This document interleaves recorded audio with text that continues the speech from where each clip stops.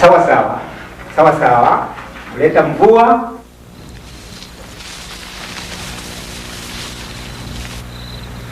Collective farming has been less successful. Tanzania wondered about how to destroy the profit motive, abolish incentives for the individual, and still get impressive output.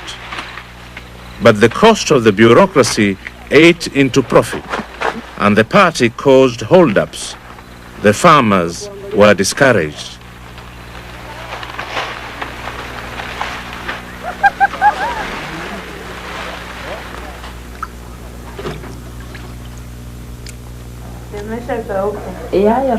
The state shops were no more successful.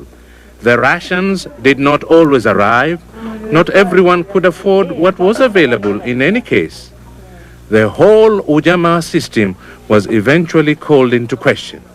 Nyerere's economic experiment was now seen as a heroic failure. Towards the end of the Nyerere years, the problem of incentives was at last confronted. Individuals were allowed more freedom to produce for themselves and make a profit.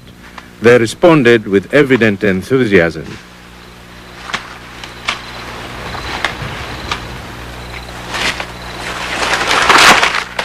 Improved benefits for farmers have had an important side effect. They helped stem the tide of migration to the cities.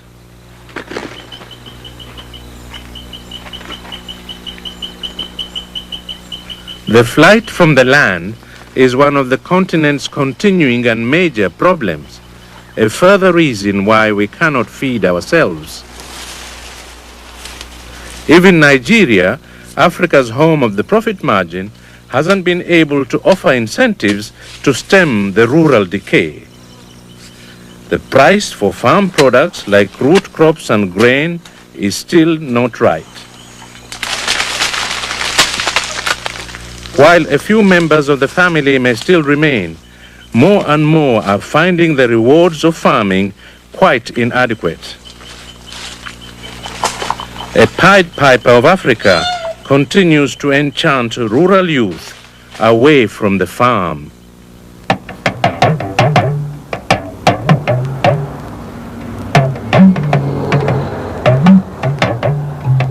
Next to drought, the second biggest threat to African agriculture is the city.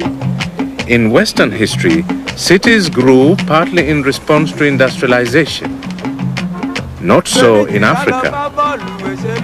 Lagos, Cairo, and Kinshasa are swelling by thousands every month, seeking a better living.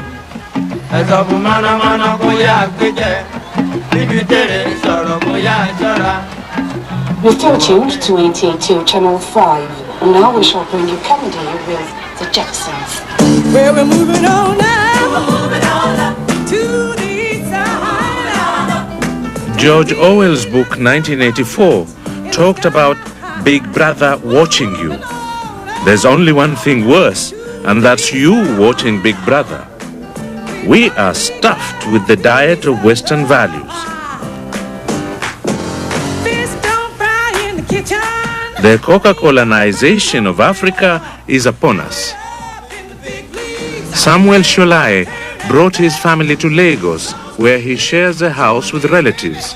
Conditions are cramped, but he's sure he's better off driving a taxi than if he had stayed on the farm.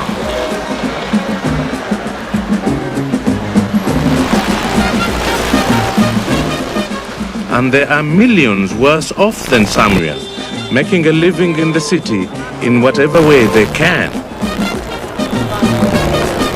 The city is a mecca for middlemen. Almost everybody is into buying and selling. Most of the products sold by street vendors along Lagos roads are imported, often smuggled. There is some innovation, but little genuine productivity.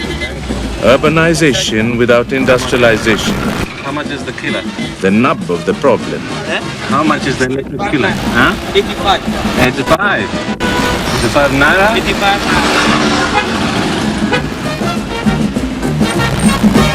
How much you get?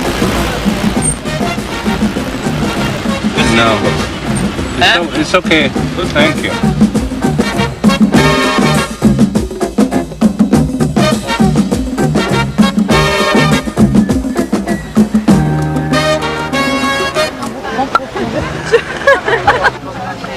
Western culture has profoundly affected African attitudes to work. Africans see before them white bosses surrounded by servants, enjoying the good life.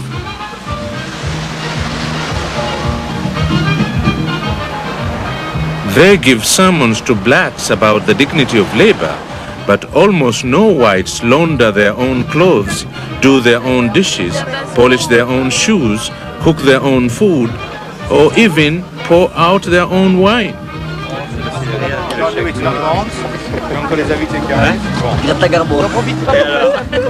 Perhaps it's not surprising that when we become boss, this is often the lifestyle we imitate, and every commercial interest is prodding us that way.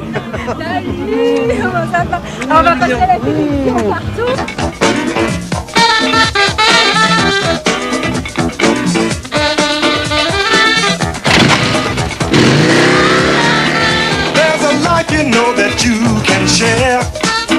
Where to find it? Well, you know where. It's where you find your real good friends.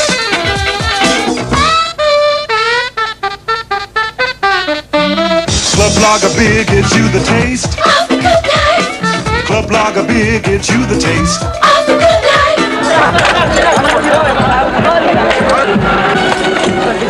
Islam is particularly suspicious of the good life. Alcohol is distrusted as a threat to both work and worship.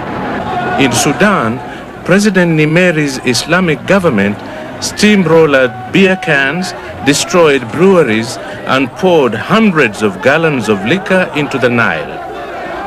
As the Sudanese themselves jested at the time, only God and the ghosts of the pharaohs know how many crocodiles in the Nile got drunk that momentous week in 1983.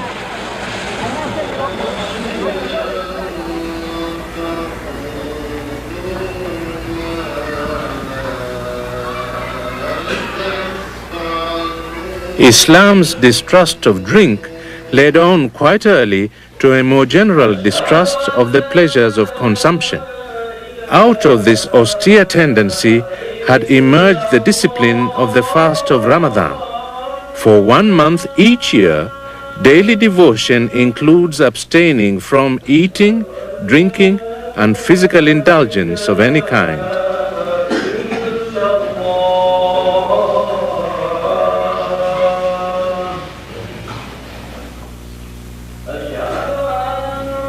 The evidence in East Africa suggests that daytime fatigue from lack of food during Ramadan has merely reduced our capacity to work without disciplining our eagerness to consume after sunset. It is in that sense that Ramadan in Africa is a plan gone wrong.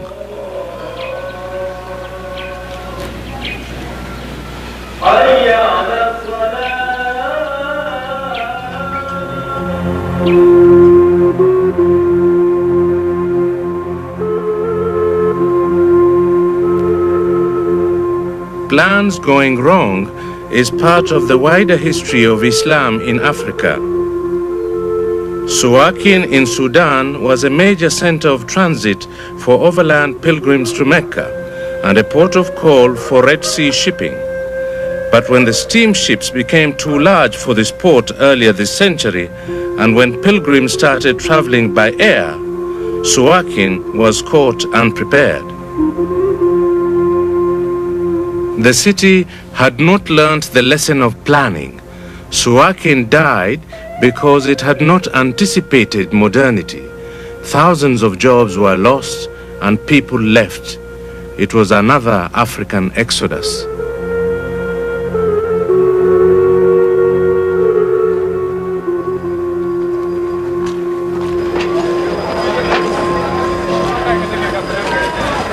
Africa is full of examples of workers leaving home in search of employment because their own economies cannot support them.